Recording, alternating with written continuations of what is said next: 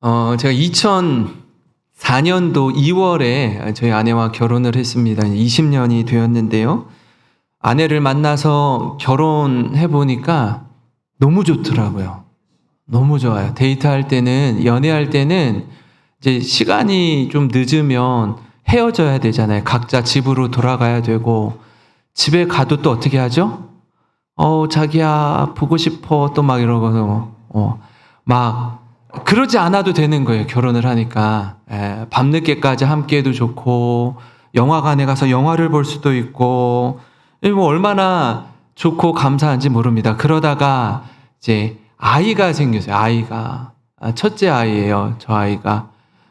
이 V를 할지 몰라가지고 맨날 요렇게 하더라고요. 손가락을. 이제 은결이 사진인데, 아이가 생기고 자녀를 이렇게 양육하면서 보니까 아빠가 되는 거. 결혼해서 이제 부부가 된 거라, 이건 둘째인데, 은찬인데, 다 돌 때 사진입니다. 그러니까 결혼해서 부부가 된 거랑 자녀를 낳아서 엄마 아빠가 되는 거는 또 다르더라고요.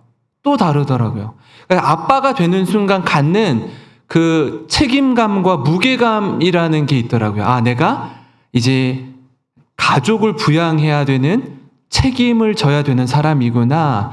이게 딱 가슴에 와닿는 거예요. 그러니까 지금까지 한 번도 경험해보지 못한 일을 이제 경험하게 되는 겁니다. 부모가 되는 과정이 만만치가 않더라고요. 많은 헌신과 희생이 요구됩니다. 근데 그럼에도 불구하고 참 놀랍고 신기한 사실은 뭐냐면, 그 헌신과 희생이 조금도 아깝지 않더라라는 거예요. 조금도 아깝지 않더라고요. 왜냐하면 생명을 키우는 일이기 때문입니다. 생명을 살리는 일이기 때문에 그래요. 우리 자녀들만 그렇습니까? 우리도 마찬가지죠. 우리도 우리 부모님을 통해서 그 사랑을 먹고 자랐습니다.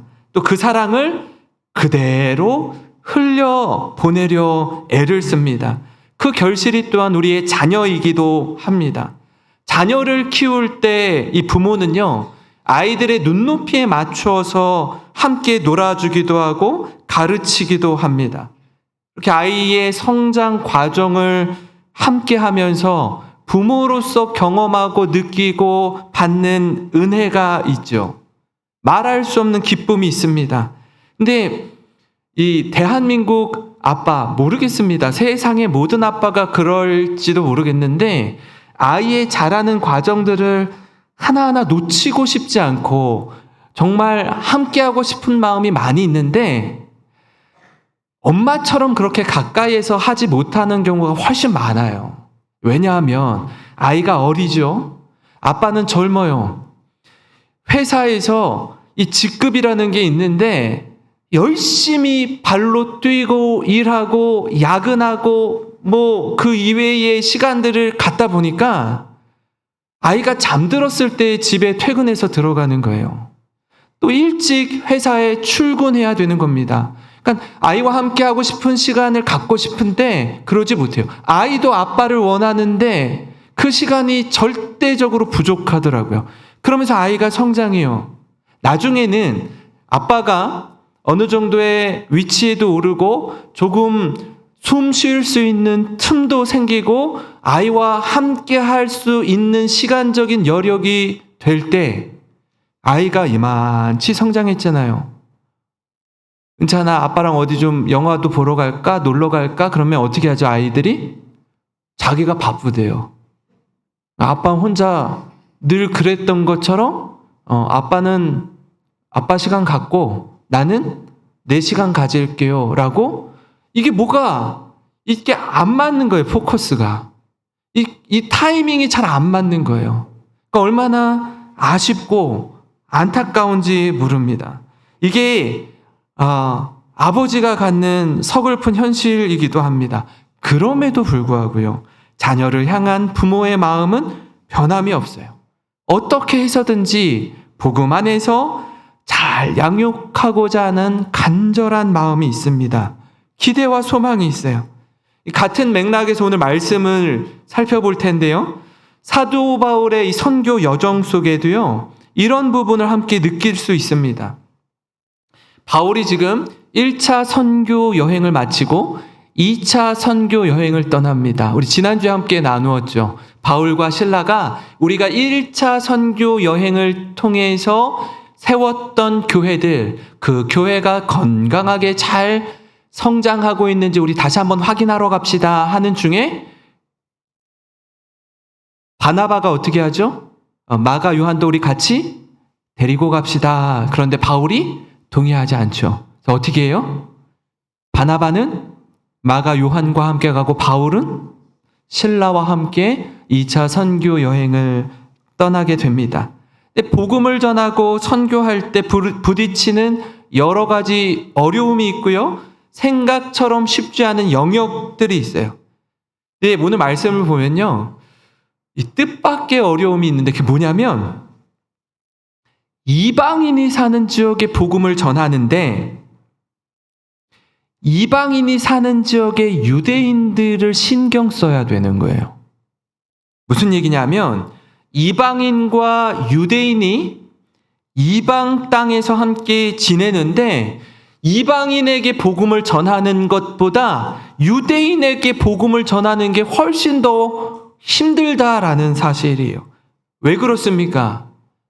유대인들은요, 유대교라는 틀 안에 갇혀서 살고 있기 때문에 그래요. 그들이 가지고 있던 선입견 때문에 그렇습니다. 그러니까 복음에 대한 바른 이해가 필요한데 저들은 계속해서 색안경을 쓰고 복음을 해석하는 거예요. 그렇다 보니까 이방인 선교에 놀랍게도 참 당황스럽게도 유대인들이 오히려 걸림돌이 되더라라는 거예요. 하지만 이방인도 유대인도 바울 입장에서는요, 동일한 선교의 대상이며 영혼 구원의 대상입니다. 어느 누구도 편애할 수가 없어요. 그렇잖아요. 동일한 선교의 대상인 거예요. 선교사라면 어느 민족 누구라도 복음을 전하고 영혼을 구원하는 일에 부르심을 받았기 때문에 그렇습니다. 오늘 말씀을 보니까 디모데를 이렇게 소개합니다. 16장 1절에 바울이 더베와 루스드라에도 이름에 거기 디모데라 하는 제자가 있으니 그 어머니는 믿는 유대 여자요 아버지는 헬라인이라. 어머니는 유대인인데 아버지는 헬라인, 그리스인인 거예요. 둘이 결혼을 해서 자녀를 낳았는데 그 자녀 이름이 디모데인 거예요. 다시 말하면 디모데는 혼혈인 거예요. 혼혈아인 거예요. 디모데라는 이름의 뜻은요, 하나님을 공경하는 자라는 뜻입니다. 그는 헬라인 아버지와 유대인 어머니 사이에 태어난 혼혈이었습니다. 그는 외할머니 로이스와 어머니 유니게를 통해 어릴 적부터 성경을 배우며 자랐습니다. 그렇게 2절에는 이렇게 말합니다. 디모데는 루스드라와 이고니온에 있는 형제들에게 뭐 받는 자니? 칭찬받는 자래요. 칭찬받는 그리스도인으로 너무나 아름답고 멋지게 성장하고 있었어요. 그런 디모데가 바울이 지금 신라 또는 어떤 곳에는 실루아노라고도 이야기해요. 바울과 신라와 함께 디모데가 선교 사역에 동역을 하게 됩니다. 디모데는요, 기질적으로 바울과는 결이 다른 사람이었어요. 바울은 복음을 전할 때 무조건 정면 승부를 했어요. 정면 돌파를 하는 사람이었습니다. 주저함이 없어요. 어떤 고난과 박해를 당해도 그를 가로막을 수 없었습니다. 근데 디모데는 어린 시절부터 외할머니와 어머님의 가르침 속에 아주 평안한 가운데 성장했습니다. 그렇다 보니까 바울의 동역자가 되어서 선교 사역을 통해 보고 듣고 경험하는 모든 게 그에게 훈련의 한 부분이기도 했어요. 근데 같이 다니다 보니까 사람들의 시선이 곱지가 않아요. 아까 뭐라 그랬죠? 색안경을 끼고 디모데를 바라보는 거예요. 뒤에서 수군거립니다. 왜 그럴까요? 그가 혼혈이기 때문에 그래요. 정통 유대인이 아니기 때문에 그렇습니다. 어머니는 믿는 유대인이었지만 아버지는 헬라인이라는 걸 다 알고 있어요. 모르는 것 같잖아요. 다 알고 있어요. 유대인이 가지고 있던 선입견 내지 편협한 생각이 무엇입니까? 이방인이 그리스도인이 되려면 그리스도인이 되기 전에 먼저 유대인이 되어야 한다라는 거예요. 유대인이 되려면 할례를 받아야 된다라는 거예요. 그러지 않으면 인정할 수 없다라고 생각하는 거죠. 그래서 어떻게 하죠? 복음을 위해 바울은 디모데에게 할례를 행합니다. 3절 말씀인데요. 같이 한번 읽겠습니다. 시작. 바울이 그를 데리고 떠나고자 할새 그 지역에 있는 유대인으로 말미암아 그를 데려다가 할례를 행하니 이는 그 사람들이 그의 아버지는 헬라인인 줄 다 알미러라. 아멘. 그 지역에 있는 누가 안 돼요? 그 지역에 있는 유대인들이 알아요. 유대인들이. 피곤해요. 힘들어요. 유대인들이 디모데 아버지 헬라인 아니야? 이방인이잖아. 디모데 혼혈이잖아. 근데 바울의 동역자가 된다고? 용납할 수 없는 거예요. 뒤에서 수군거리니까 바울이 참다 못해서 어떻게 해요? 디모데에게 할례를 행합니다. 여러분, 그 디모데가 어떤 사람인지 좀 모르게 쉬쉬하면 조용히 지내면 모를 것 같은데 천만의 말씀이에요. 주위 사람들이 다 알고 있어요. 그리고 그냥 두지를 않아요. 얼마나 뒤에서 사람을 곤란하게 하는지 이런저런 좋지 않은 이야기들이 난무하는 거예요. 선교요, 목회요, 참 힘이 들어요. 왜냐하면 우리는 교회가 아니라 세상에서 그리스도인으로 살아야 하기 때문에 그렇습니다. 이처럼 우리가 세상 속의 그리스도인으로 살 때 기억해야 될 첫 번째는 뭐냐면요. 복음을 위해 눈높이를 맞춰야 한다라는 것입니다. 바울이 선교 여행 가운데 제자요 동역자인 디모데를 만납니다.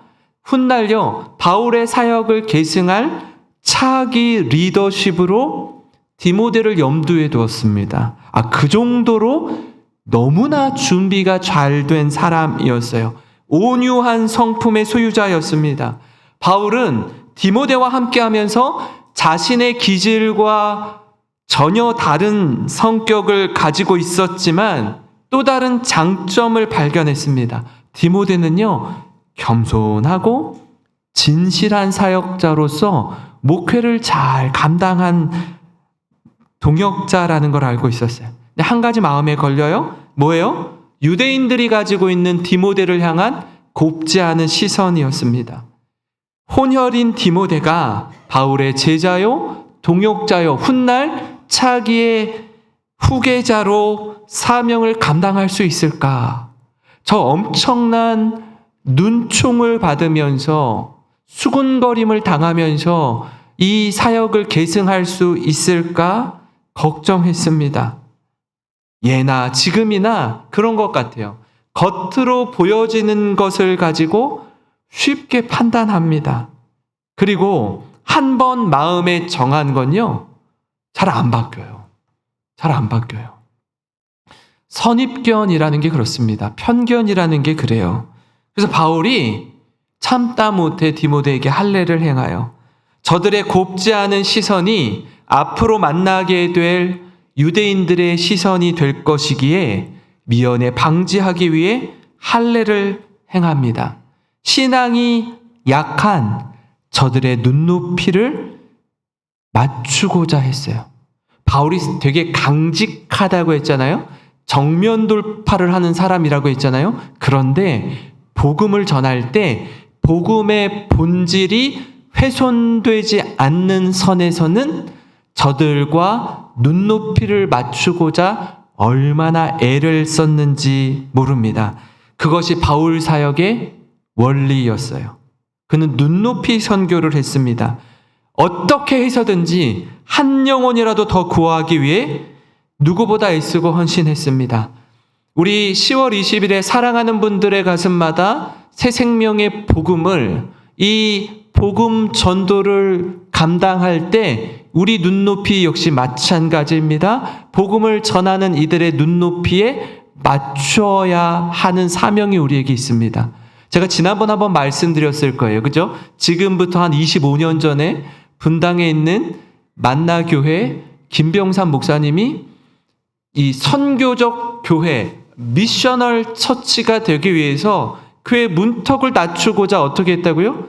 교회 안에 흡연실을 만들었다고요. 흡연실을 만들었어요. 당시 엄청난 이슈가 되고 엄청나게 손가락질 받고 얼마나 많이 욕을 먹었는지 몰라요. 어떻게 감히 교회에 흡연실을 만들 수 있냐라는 거예요.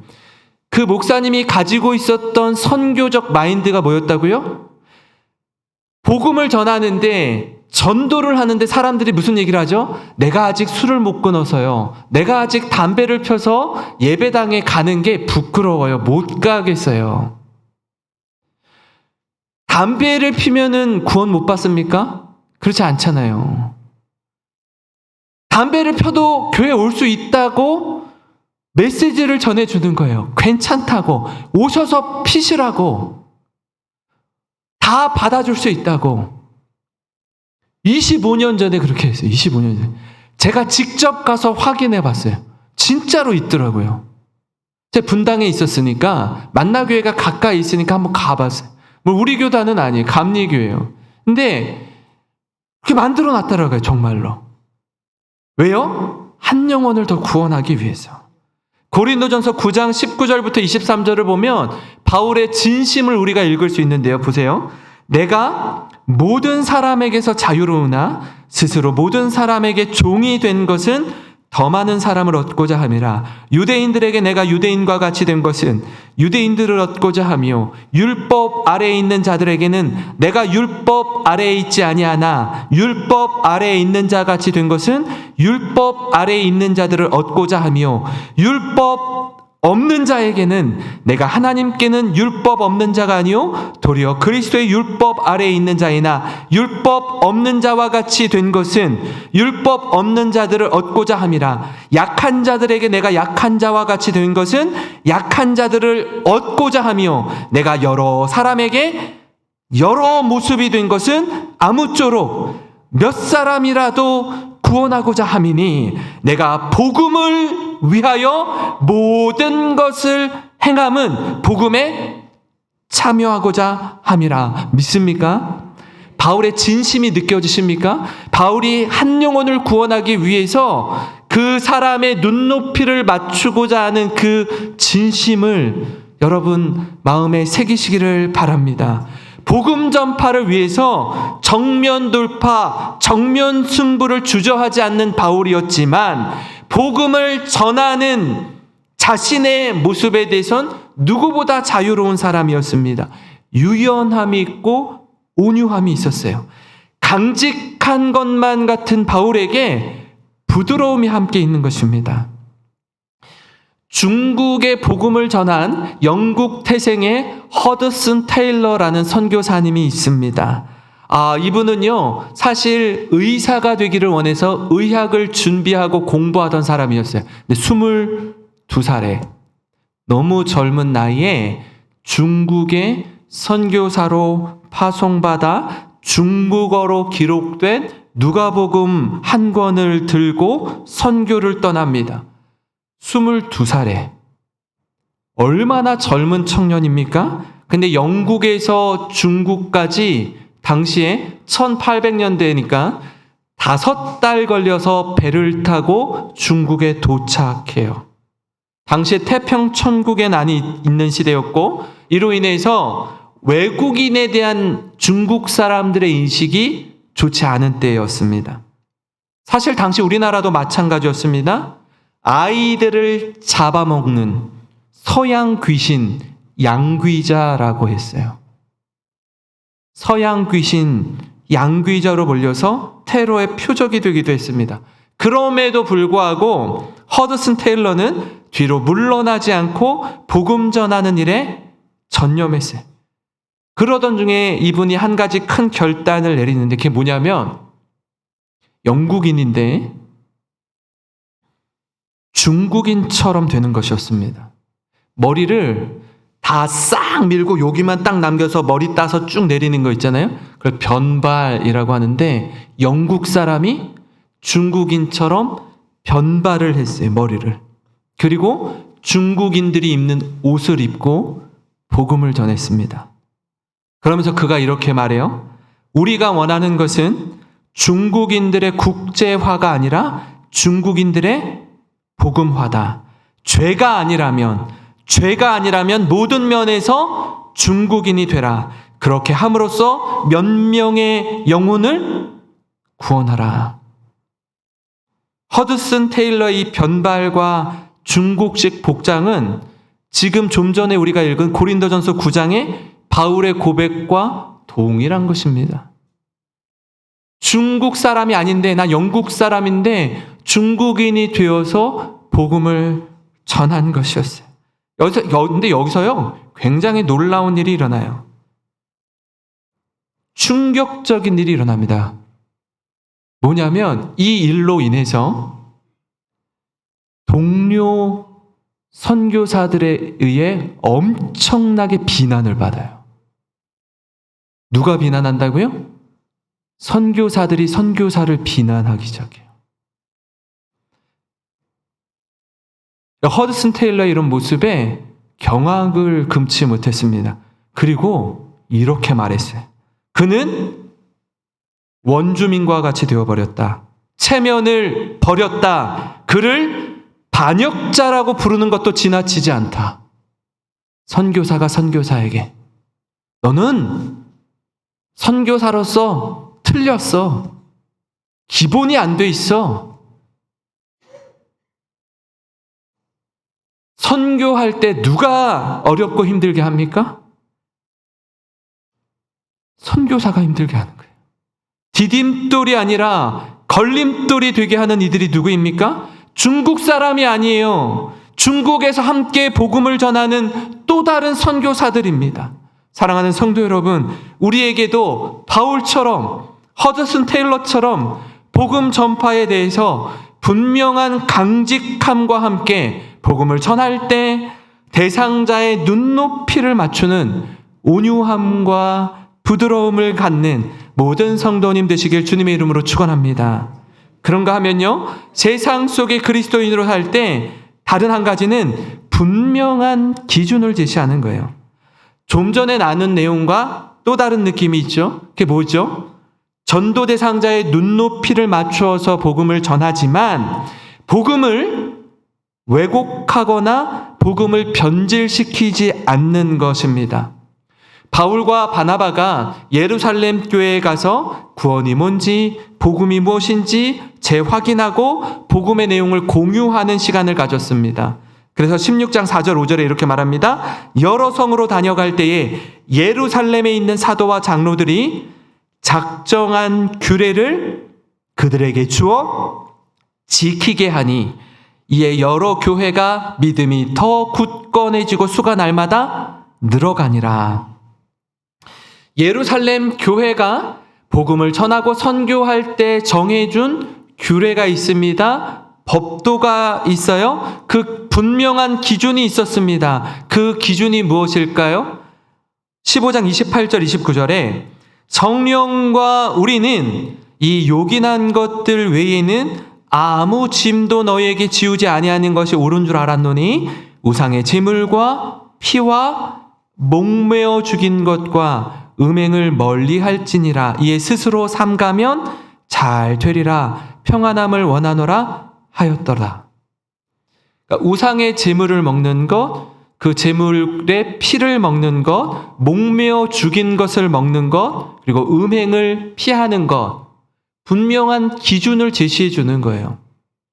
왜요? 유대인 그리스도인들이 자꾸 뭘 주장했죠? 율법을 완벽하게 지키는 것, 그리고 남자라면 할례를 받는 것, 이래야 구원받을 수 있다라고 말한 것을 요 기준으로 정리를 해 주었습니다. 왜 그럴까요? 구원은 은혜이기에 그렇습니다. 구원의 근거가 내게 있지 않아요. 바울은 이것을 분명히 한 사람이었어요. 복음과 구원의 핵심은 변함없어요. 이건 흔들리지 않습니다. 그러나 그것을 담아낼 때 우리 자신이 어떤 사람, 어떤 모습으로 복음을 전하는지는 개의치 않았어요. 그렇습니다. 우리에게 이런 온유함, 부드러움, 유연함이 있기를 바랍니다. 신앙의 연륜이 쌓이고 시간이 흐를수록 신앙적으로 경직되는 분들이 있어요. 동맥경화가 오는 것처럼 여러분 혈관이 깨끗하고 청결해야 혈액이 혈관을 타고 온몸의 피가 순환되어야 하는데 혈관에 피떡이 생기는 거잖아요. 혈관을 점점점 좁게 만드는 것처럼 혈관이 점점 딱딱해지는 것처럼 신앙생활을 오래 하면 유연함이 있고 부드러워져야 되는데 넉넉한 마음으로 포용해야 되는데 오히려 그렇지 않고 경직되는 거예요. 내 생각만 정답인 거예요. 내가 신앙생활한 것만 정답인 거예요. 그 외에 벗어나는 모습을 보면 견딜 수가 없는 거예요. 누가 그렇게 살았어요? 유대인들이 그렇게 살았어요. 그 외에는 다 틀려요. 그렇게 판단하고 정죄하는 분들이 있습니다. 얼마나 주위 사람들을 힘들게 하는지 몰라요. 다른 사람들은 다 아는데 놀랍게도 본인만 모릅니다. 사랑하는 성도 여러분, 바라기는 우리 안에 이 바울의 두 가지 중심축, 뭐죠? 선교하면서 가지고 있었던 마음가짐, 또 무게중심을 분명히 하는 우리가 되기를 소망합니다. 하나는 복음을 전할 때 저들의 눈높이를 맞추는 것, 저들과 같이 되는 것, 바울처럼 허드슨 테일러처럼, 그러나 분명한 기준을 제시해 줘야 되는 거예요. 그리스도인이라면 어떻게 살아야 되는지, 무엇을 추구해야 되는지는 분명하게 기준을 제시해 주어야 하는 것입니다. 우리가 한 달여 10월 20일 새생명 축제를 놓고 영혼 구원을 위해서 함께 기도하고 저들에게 복음을 전할 때 이 마음, 이 중심을 가지고 복음을 담대히 전하는 우리 모든 성도님들 되시기를 바랍니다. 그래서 이 기쁨과 은혜와 감격을 우리만 누리는 게 아니고 우리와 함께하는 이웃과 가족과 직장의 동료들에게 이 기쁨의 소식을 담대히 전하는 우리 영생에 속한 모든 권속들 되시길 주님의 이름으로 축원합니다. 아멘.